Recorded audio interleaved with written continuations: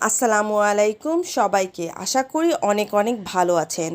আমরা অনেকে বাচ্চাদের ঠান্ডা, সর্দি, কাশি, অ্যালার্জি, চুলকানি ইত্যাদি সমস্যার জন্য ফেক্সোফেনাডিন জাতীয় সিরাপ যেমন ফেক্সো সিরাপ বাচ্চাদের দিয়ে থাকি, কিন্তু এর সম্পর্কে আমরা অনেকেই জানি না।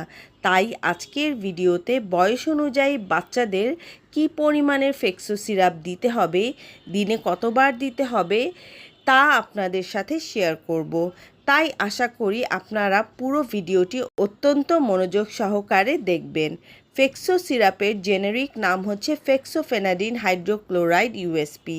প্রতি 5 মিলি সাসপেনশনে আছে 30 মিলিগ্রাম ফেক্সোফেনাডিন হাইড্রোক্লোরাইড ইউএসপি।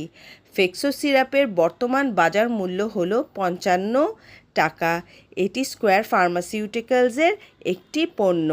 যে কোনো ওষুধ কেনার আগে অবশ্যই ম্যানুফ্যাকচারিং এবং এক্সপায়ারি ডেট দেখে নেবেন। আর এই ওষুধটি আপনারা সব ফার্মেসিতেই পেয়ে যাবেন। এটি বাচ্চাদের খাওয়ানোর নিয়ম হলো 6 মাস থেকে 2 বছরের কম বয়সী শিশুদের জন্য 2.5 মিলি অর্থাৎ আধা চা চামচ দিনে 2 বার দিতে পারবেন।